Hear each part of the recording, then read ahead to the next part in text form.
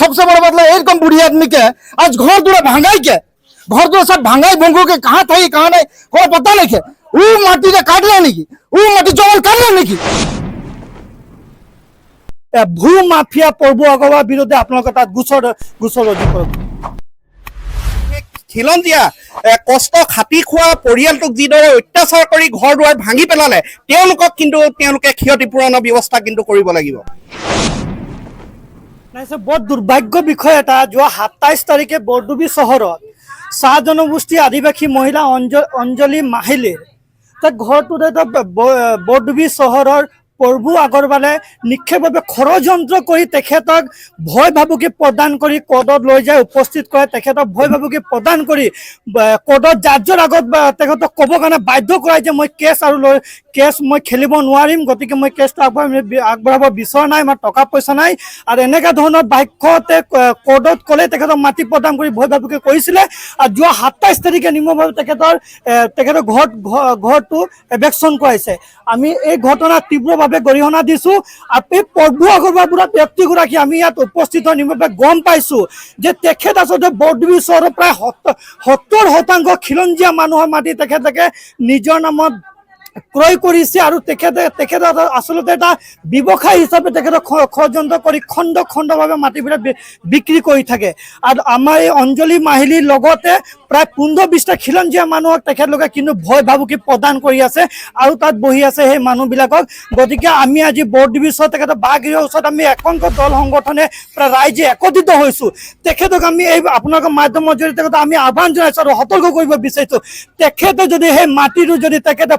পূৰ্বপুৰুষে কোনোবা যদি ক্ৰয় কৰিছে তেখেতে ইয়াত উপস্থিত হৈ তেখেতে নথিপত্ৰ প্ৰদান কৰক তেখেতে দেখাক নথিপত্ৰ তেখেতে ক্ৰয় কৰাৰ কিন্তু আমি তেখেতৰ অলপ আগতে তেখেতৰ যোগাযোগ কৰিছোঁ আমি কৈছোঁ আপুনি যদি বস্তুটো যদি ক্ৰয় কৰিছে আপোনাৰ পূৰ্বপুৰুষে কোনে ক্ৰয় কৰিছে আপুনি নথিপত্ৰ প্ৰদান কৰক আমাৰ আগত দেখাক সন্মুখত কিন্তু তেখেতে কোনো ধৰণৰ নথিপত্ৰ তেখেতৰ নাই কোনো ধৰণৰ নথিপত্ৰ তেখেতে আমাৰ সন্মুখত কিন্তু প্ৰদান কৰিব পৰা নাই তেখেতে আৰু তেখেতৰ পূৰ্বপুৰুষে কোনোবা যদি সেই মাটি লগত ধৰি হাবি জংঘল কাটি সমান কৰিছে তেখেতৰ আপুনি নাম কওক বুলি আমি কৈছোঁ কিন্তু তেখেতে ক'ব পৰা নাই এই গোটেই ঘটনাত আমি একদম স্পষ্ট হৈছোঁ তেখেতৰ নিশ্চয় ক'ৰবাত ষড়যন্ত্ৰ কৰিছে ইয়াত কিন্তু চৰকাৰী বিষয়া মণ্ডল হওক বা কোনোবা সকলো জড়িত থকা আমি গোন্ধ পাই আছোঁ গতিকে আমি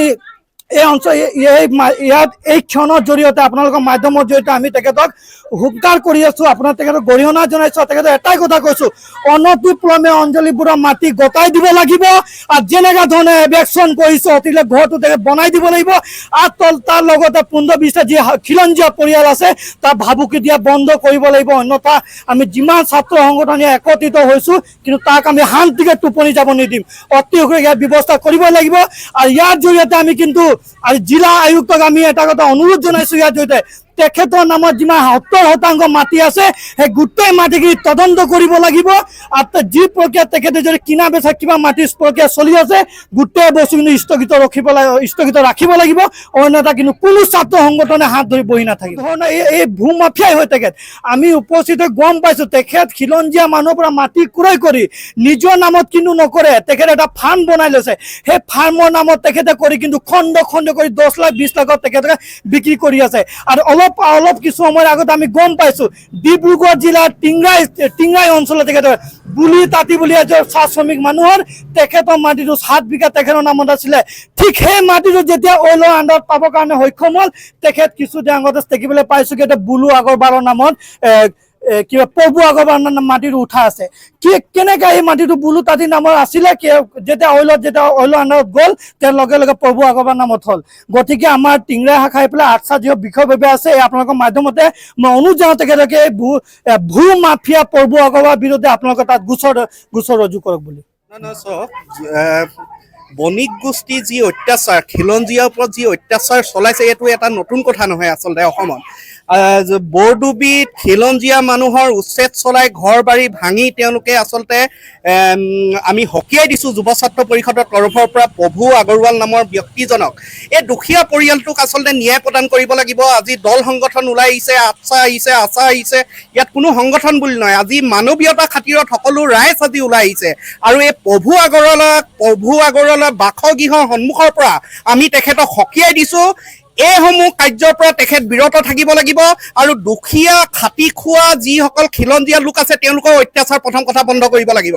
তেওঁলোকে যদি পুনৰ এনেকুৱা ধৰণৰ অত্যাচাৰ যদি কৰিব যায় কিন্তু খিলঞ্জীয়া আমাৰ যিখিনি দল সংগঠন আমি আছে ৰাজপথলৈ ওলাই আহিবলৈ বাধ্য হ'ম আৰু তেওঁলোকে বৰ্তমান সময়ত সেই খিলঞ্জীয়া কষ্ট খাটি খোৱা পৰিয়ালটোক যিদৰে অত্যাচাৰ কৰি ঘৰ দুৱাৰ ভাঙি পেলালে তেওঁলোকক কিন্তু তেওঁলোকে ক্ষতিপূৰণৰ ব্যৱস্থা কিন্তু কৰিব লাগিব। सबसे बड़का बात लगे कि ये जो जनता